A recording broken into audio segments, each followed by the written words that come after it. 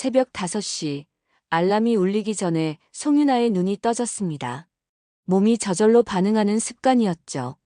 침대에서 일어나 창문을 열자 시골 공기가 폐 깊숙이 스며들었어요. 아직 어둠이 남아있는 하늘 아래로 논밭이 끝없이 펼쳐져 있었습니다. 거울 앞에 선 윤아의 손이 목덜미를 훑어내렸죠. 38살 짧게 자른 머리카락과 곧은 어깨선이 여전히 그때의 흔적을 담고 있었어요. 하지만 이제는 다른 사람이 되어야 했습니다. 폭력이 아닌 말로, 강압이 아닌 이해로 아이들을 이끌어야 하는 교사로 말이죠. 세수하는 동안 어머니의 목소리가 귓가에 맴돌았어요. 윤아야, 내가 정말 애들 가르치는 게 맞겠니? 너 성격에. 전화기 너머로 들려온 걱정 섞인 목소리였습니다. 윤아는 그때 대답하지 못했죠. 자신도 확신이 서지 않았으니까요.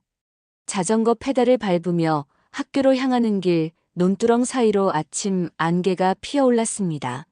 이런 풍경을 보면 어린 시절이 떠올랐어요. 아버지의 큰 손에 이끌려 비슷한 길을 걸었던 기억이 말이죠. 윤아야, 세상엔 나쁜 놈들이 많다. 그런 놈들한테 당하지 말고 내가 더 세져야 해. 아버지의 말이 지금도 선명했습니다. 그래서 해병대에 갔고 특수부대까지 들어갔어요. 더 강해지기 위해서, 누구에게도 당하지 않기 위해서 말이죠. 하지만 이제는 그 강함을 다른 방식으로 써야 했습니다. 아이들을 지키는 힘으로, 올바른 길로 이끄는 힘으로요. 학교 정문이 보였어요. 덕평고등학교라고 쓰인 간판 아래로 몇몇 학생들이 지나갔습니다. 이른 시간인데도 교문 앞에서 담배를 피우는 아이들이 보였어요. 윤아는 자전거 속도를 늦췄죠. 첫날부터 문제를 일으키고 싶지 않았거든요. 교무실로 들어가자 장석호 교장이 윤아를 발견하고 다가왔습니다. 송 선생, 일찍 오셨어요. 첫날이라 긴장되시죠? 네, 조금요. 우리 학교 아이들이 좀 거칠어요. 특히 2학년은 더 그렇고. 너무 강하게 나가지 마세요. 요즘 학부모들이 민감하거든요. 교장의 말에서 걱정보다는 책임 회피의 뉘앙스가 느껴졌습니다. 윤아는 고개만 끄덕였어요. 첫 교시 종이 울렸죠. 윤아는 교과서를 품에 안고 2학년 3반으로 향했습니다. 복도를 걸으며 군 시절의 행진 보조가 저절로 나오려 해서 의식적으로 걸음을 늦췄어요. 이제는 교사니까 부드러워야 한다고 스스로에게 말했죠. 교실 앞에 선이 안에서 들려오는 소음이 복도까지 새어나왔습니다. 큰 웃음소리와 욕설, 책상 치는 소리가 뒤섞여 있었어요. 문손잡이를 잡은 손에 힘이 들어갔죠. 심호흡을 한 번 하고 교실 문을 열었습니다. 순간 소음이 잠시 멈췄어요. 30명 남짓한 학생들의 시선이 일제히 윤아에게 쏠렸죠. 가장 뒷자리에 앉은 남학생이 눈에 들어왔어요.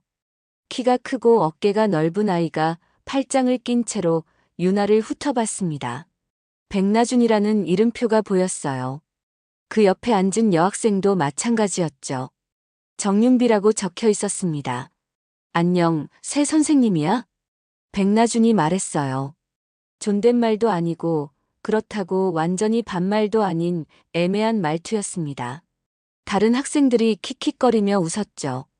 윤아는 강단에 서서 학생들을 천천히 둘러봤습니다. 어떤 아이들은 호기심 어린 눈으로 바라봤지만 대부분은 시큰둥한 표정이었어요. 안녕하세요. 저는 윤리를 담당하게 된 송윤아입니다. 윤리? 정윤비가 코웃음을 쳤어요. 요즘 누가 윤리 따위 신경 써요? 교실이 웅성거렸습니다. 윤아는 침착함을 유지하려 노력했죠. 첫날부터 강하게 나가면 안 된다는 교장의 말이 떠올랐어요. 윤아는 칠판 앞에 서서 학생들을 천천히 둘러봤어요.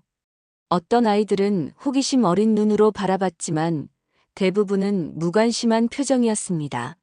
특히 뒷자리의 백나준과 그 주변 아이들에게서 느껴지는 기운이 심상치 않았죠.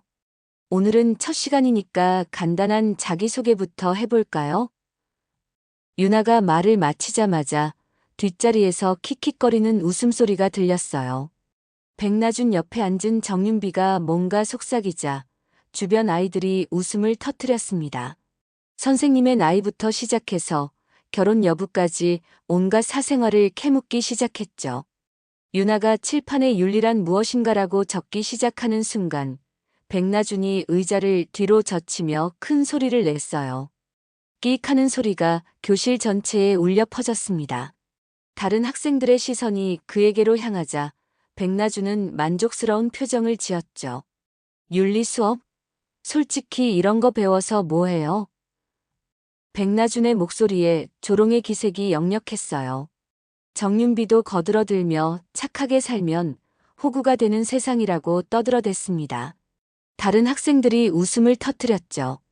유나의 손이 무의식적으로 주먹을 쥐었다가 다시 펴졌어요. 백나준이 이번에는 책상을 발로 차기 시작했습니다. 쿵쿵거리는 소리가 교실 전체를 지배했어요. 선생님이 얼마나 버는지, 부모가 돈이 많은지까지 온갖 질문을 퍼부어댔죠. 마치 유나를 시험하는 듯한 태도였습니다. 나준 학생, 수업에 집중해주세요. 유나가 조용히 말했지만 백나준은 오히려 자리에서 일어났어요. 선생님은 진짜 재미없으시어요. 우리가 친해지려고 하는 건데. 백나준이 한 걸음씩 앞으로 나왔습니다. 이제 유나와의 거리가 팔을 뻗으면 닿을 정도가 되었어요. 다른 학생들이 숨을 죽이고 지켜봤습니다. 교실 안의 공기가 팽팽해졌죠. 유나는 칠판에 글씨를 쓰던 손을 멈췄어요. 분필을 쥔 손에 힘이 들어가자 분필이 부스러져 떨어졌습니다.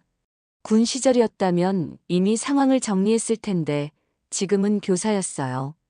아이들을 가르쳐야 하는 사람이었죠. 정윤비가 낄낄거리며 백나준을 부추겼습니다. 다른 아이들도 흥미진진한 표정으로 두 사람을 바라봤어요. 마치 재미있는 구경거리를 보는 것처럼 말이죠. 자리로 돌아가세요.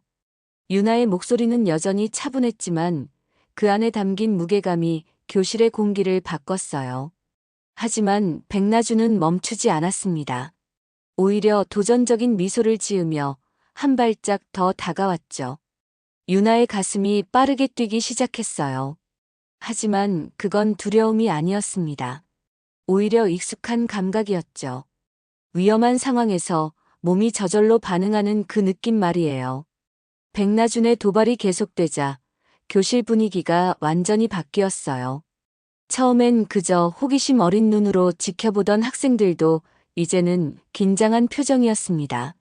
뭔가 심상치 않은 일이 벌어질 것 같은 예감이 교실을 감쌌죠. 백나준이 유나의 어깨를 툭 건드렸어요. 가벼운 접촉이었지만 명백한 도전이었습니다. 다른 학생들이 움찔했죠.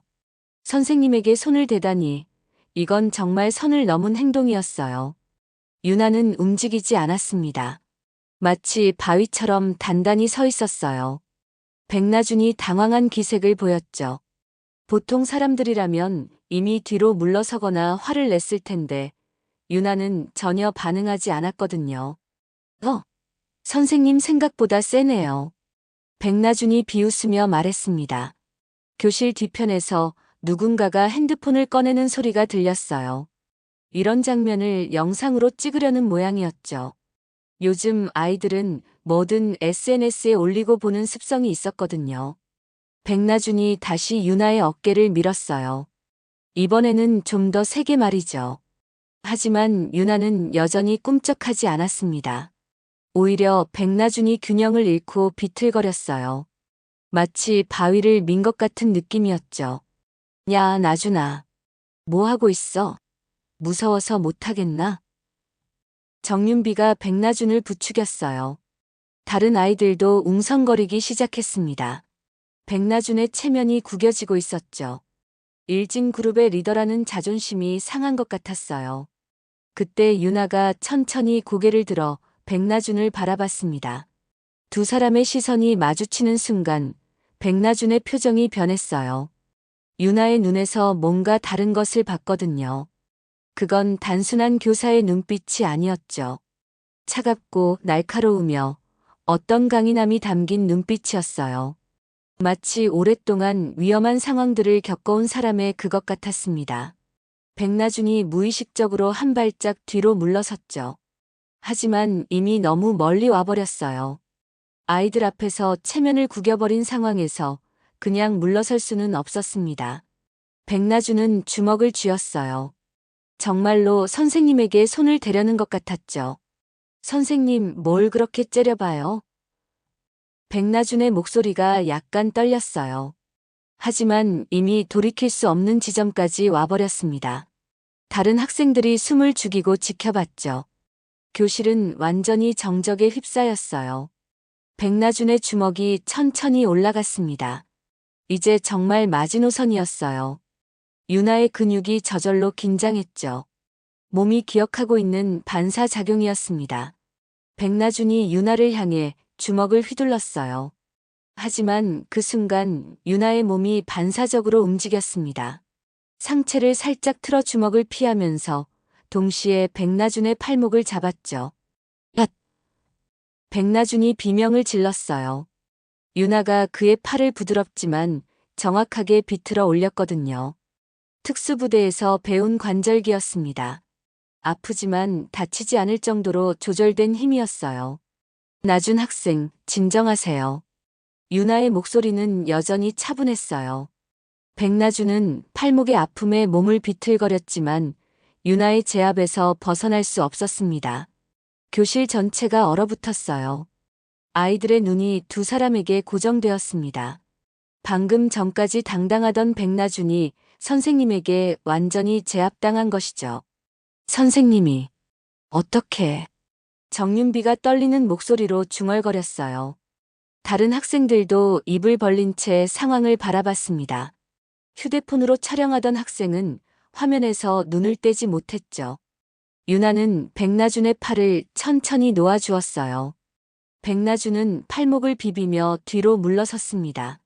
얼굴이 창백해졌죠. 방금 전까지의 건방진 태도는 온데간데 없었어요. 폭력은 해결책이 아니에요. 자리로 돌아가세요. 유나의 목소리는 여전히 차분했습니다. 하지만 그 안에 담긴 무게는 이전과 완전히 달랐어요. 백나준은 더 이상 반항하지 않았죠. 비틀거리며 자기 자리로 돌아갔습니다. 정윤비도 얼굴이 하얗게 질렸어요. 아까까지 백나준을 부추기던 모습은 찾아볼 수 없었습니다. 다른 학생들도 마찬가지였어요. 모두가 숨을 죽이고 앉아 있었죠. 이제 수업을 계속해 보겠습니다. 유나가 말했어요. 마치 아무 일도 없었다는 듯이 자연스러운 목소리였습니다.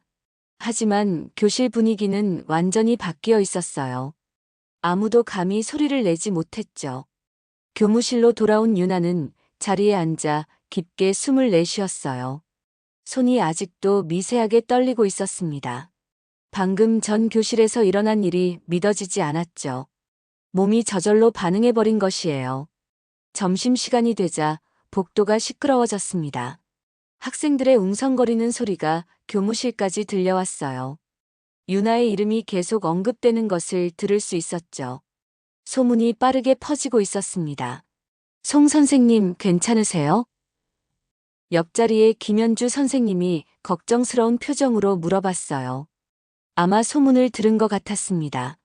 네, 괜찮아요. 유나는 담담하게 대답했지만 속으로는 복잡한 심경이었죠. 평범한 교사로 살고 싶었는데 첫날부터 이런 일이 벌어지다니요. 오후 수업 시간 유나가 다른 학급으로 들어가자 아이들의 반응이 확연히 달랐어요. 복도에서 마주치는 학생들도 고개를 숙이며 인사했습니다. 이미 영상이 전 학년에 퍼진 모양이었죠. 수업 중에도 아무도 떠들지 않았어요. 평소라면 뒷자리에서 잠을 자거나 딴짓을 하는 아이들도 모두 조용히 앞을 바라보고 있었습니다. 유나는 오히려 이런 분위기가 불편했어요. 질문 있는 학생 있나요? 유나가 물어봤지만 아무도 손을 들지 않았습니다. 평소 같으면 이것저것 묻던 아이들도 조용했어요. 마치 유나를 무서워하는 것 같았죠. 방과 후 유나는 2학년 3반 교실로 다시 갔어요. 칠판에 남은 자국은 없었지만 분위기는 여전했습니다. 결국 그냥 나왔죠. 집에 돌아가는 길 유나의 휴대폰이 울렸어요. 엄마에게서 온 전화였습니다. 유나야, 괜찮니? 소문 들었는데. 엄마가 어떡해. 요즘 세상이 어떤 세상인데. 영상이 벌써 인터넷에 올라왔더라. 유나는 깜짝 놀랐습니다. 아이들이 촬영한 영상이 학교 밖까지 퍼진 것이죠. 걱정하는 어머니를 달래고 전화를 끊었지만 마음이 편치 않았어요. 그날 밤 유나는 잠을 이루지 못했습니다. 창밖을 바라보며 자신의 선택이 옳았는지 되돌아봤어요. 아이들을 가르치고 싶어서 교사가 되었는데 첫날부터 과거의 모습을 드러내버렸죠. 다음 날 아침 교무실 분위기가 심상치 않았어요. 몇몇 선생님들이 유나를 힐끔거리며 수군거렸습니다. 장석호 교장이 유나를 부르는 방송이 나왔죠. 교장실로 들어가자 교장이 심각한 표정으로 앉아 있었어요. 책상 위에는 인쇄된 인터넷 기사가 놓여 있었습니다. 송 선생님, 이게 뭡니까? 교장이 기사를 가리키며 말했어요. 제목에는 신임 교사의 충격적인 학생 제압이라고 적혀 있었습니다. 학부모들 전화가 빗발치고 있어요. 교육청에서도 연락이 왔고요. 유나는 말없이 기사를 읽어 내려갔습니다. 내용이 과장되어 있었어요. 마치 유나가 학생을 위협한 것처럼 쓰여 있었죠. 해명 자료를 준비하세요. 그리고 당분간 조용히 지내시기 바랍니다. 교장의 목소리에 실망감이 묻어났어요. 문제가 생기는 걸 가장 싫어하는 사람이었거든요. 유나는 고개를 끄덕이고 교장실을 나왔습니다. 복도를 걸으며 착잡한 심정이었어요. 과연 자신이 이곳에서 교사로 계속 있을 수 있을까요? 며칠이 지나도 학교 분위기는 여전히 어수선했어요. 유나의 제압 사건은 계속해서 화제가 되었고 학생들 사이에서는 온갖 추측과 소문이 난무했습니다. 어떤 아이들은 유나를 영웅처럼 여겼고 또 다른 아이들은 무서워서 피하기 바빴죠. 백나주는 그 후로 수업 시간에 한마디도 하지 않았어요. 예전처럼 큰 소리치며 교실을 주도하는 모습은 사라졌습니다. 하지만 그렇다고 해서 완전히 순해진 것은 아니었죠. 여전히 복도에서 후배들을 째려보고 점심시간에는 무리를 지어 다녔어요. 정윤비도 마찬가지였습니다. 유나 앞에서는 조용했지만 다른 선생님들 수업 시간에는 여전히 딴짓을 했어요. 화장실에서 다른 여학생들을 괴롭히는 일도 계속되었죠. 유나는 이런 상황을 모르지 않았어요. 다른 선생님들이 전해주는 이야기와 복도에서 목격한 장면들로 짐작할 수 있었습니다. 아이들이 자신 앞에서만 얌전한 척하고 있다는 것을 알았죠. 어느 날 점심시간 유나는 우연히 백나준과 그 무리가 1학년 학생들과 실랑이를 벌이는 장면을 목격했어요. 구석진 계단 뒤편에서 벌어진 일이었습니다. 야, 너 지난번에 우리 쳐다본 거 맞지? 백나준의 목소리에는 여전히 위협적인 기운이 담겨 있었어요. 1학년 아이는 벌벌 떨며 고개를 저었습니다. 유나가 모습을 드러내자 백나준과 아이들이 순식간에 흩어졌어요. 마치 아무 일도 없었다는 듯이 말이죠. 유나는 씁쓸한 마음으로 그 모습을 지켜봤습니다. 그날 방과 후 유나는 백나준을 불러 대화를 시도했어요. 하지만 백나준은 계속 시선을 피하며 대답을 회피했습니다. 방금 전에 1학년 아이들과 무슨 일이 있었어? 별일 없었어요. 그냥 인사한 거예요. 백나준의 대답은 뻔한 거짓말이었어요. 유나는 한참을 그를 바라보다가 입을 열었습니다. 나준아, 진정한 강함이 뭔지 알아? 갑작스러운 질문에 백나준은 잠시 멈칫했어요.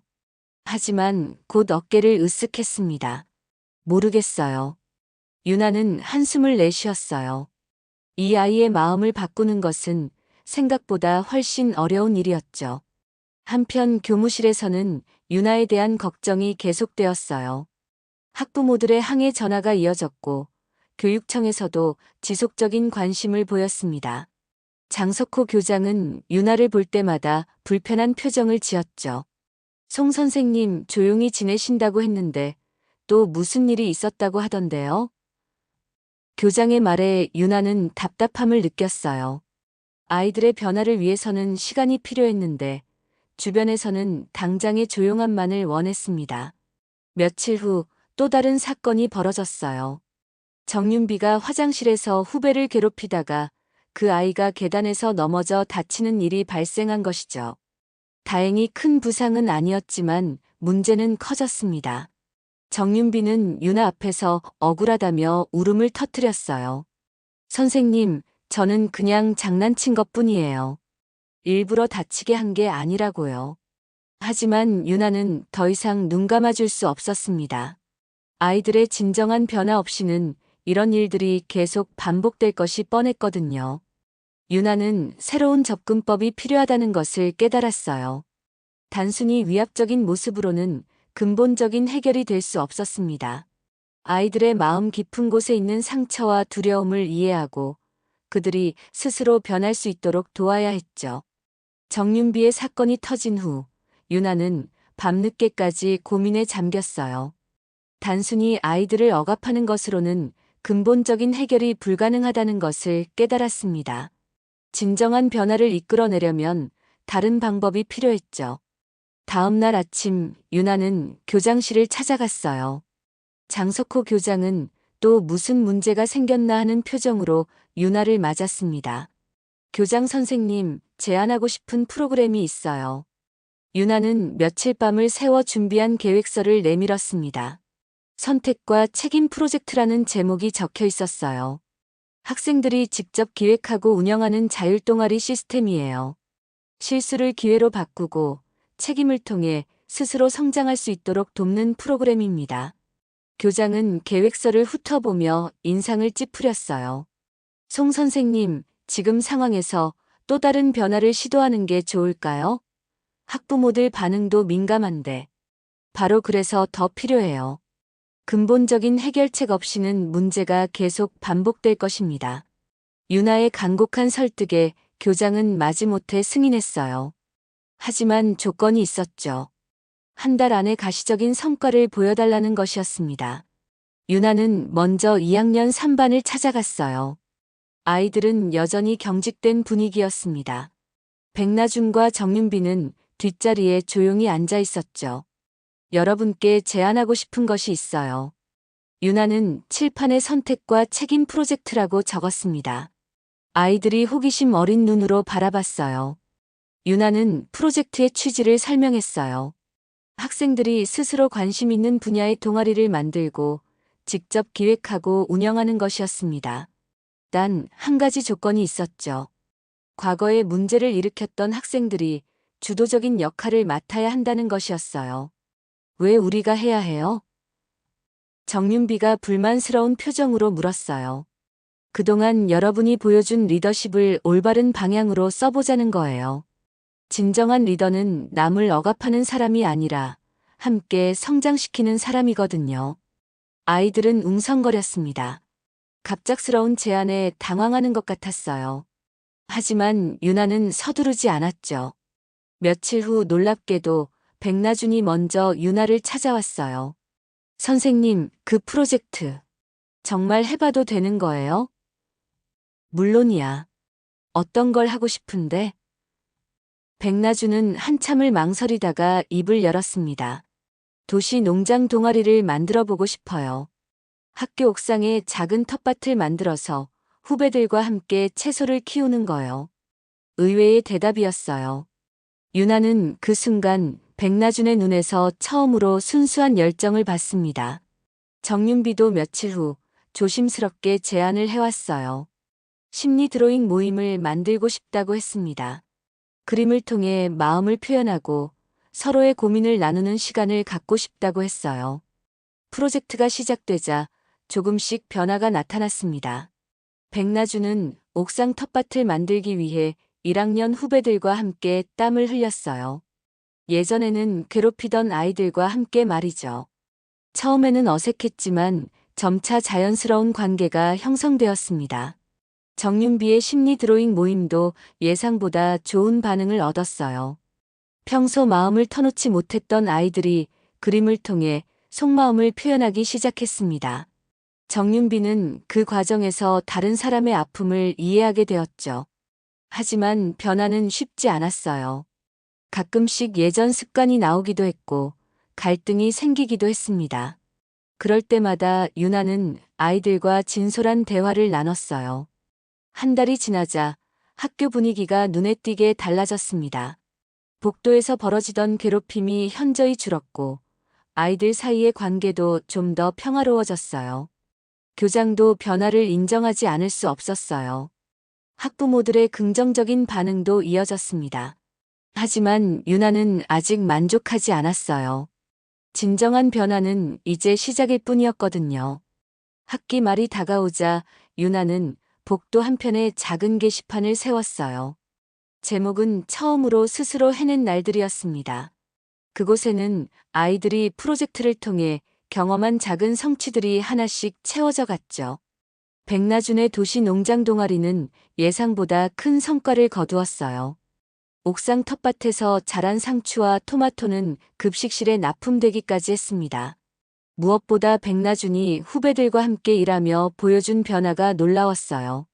선생님, 처음에는 그냥 시간 때우려고 했는데 애들이 진짜 열심히 하는 걸 보니까 저도 모르게 열심히 하게 되더라고요.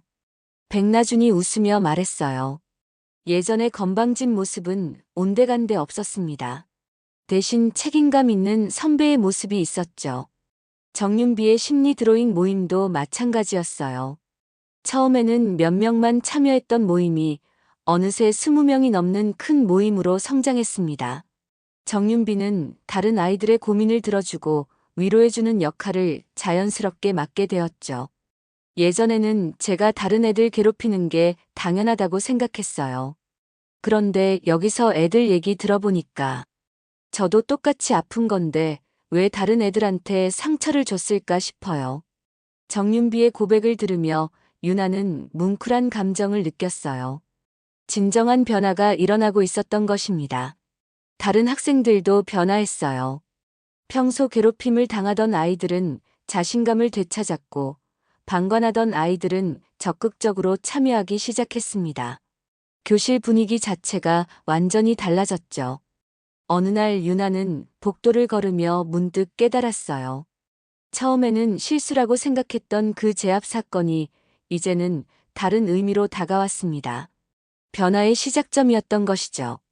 유나는 게시판 옆에 작은 메모를 붙였어요. 진정한 강함은 자신을 바꾸는 힘에서 나온다라고 적혀 있었습니다. 학부모 간담회에서도 긍정적인 반응이 이어졌어요. 아이들의 변화를 직접 목격한 부모들이 유나에게 감사 인사를 전했습니다. 장석호 교장도 유나를 보는 시선이 달라졌죠. 송 선생님, 처음에는 걱정했는데 정말 대단한 성과를 거두셨어요. 이런 프로그램을 다른 학년으로도 확대해보면 어떨까요? 교장의 제안에 유나는 기쁜 마음으로 고개를 끄덕였어요. 겨울 방학을 앞둔 마지막 수업 시간, 유나는 아이들과 함께한 학기를 되돌아보는 시간을 가졌습니다. 각자 가장 기억에 남는 순간을 나누는 시간이었어요. 저는 처음에 선생님이 무서웠어요. 그런데 지금은 감사해요. 한 학생의 고백에 교실이 조용해졌어요. 다른 아이들도 고개를 끄덕였습니다. 저희도 변할 수 있다는 걸 보여주셔서 고마워요. 백나준이 진심 어린 목소리로 말했어요. 정윤비도 눈물을 글썽이며 고개를 끄덕였습니다. 유나는 그 순간 자신이 교사가 된 이유를 다시 한번 깨달았어요. 아이들의 변화를 지켜보는 것, 그들이 스스로 성장할 수 있도록 돕는 것이 바로 자신이 원했던 일이었습니다. 방과 후 유나는 빈 교실에 혼자 남아 창밖을 바라봤어요. 겨울 해가 서산으로 기울어가고 있었습니다. 새 학기에는 또 어떤 아이들을 만나게 될까요? 어떤 도전이 기다리고 있을까요? 하지만 유나는 더 이상 두렵지 않았어요. 진정한 강함이 무엇인지 알았고, 그것을 아이들과 함께 나누는 방법도 터득했거든요. 복도 한편 게시판에는 아이들의 소중한 기록들이 가득했어요. 그리고 그 옆에는 작은 메모가 여전히 붙어 있었습니다. 이제 그것은 두려움의 상징이 아니라 새로운 시작을 알리는 희망의 표시였죠. 유나는 미소를 지으며 교실 불을 껐어요. 내일 또 새로운 하루가 시작될 것이고 아이들과 함께 만들어갈 더 많은 이야기들이 기다리고 있었습니다.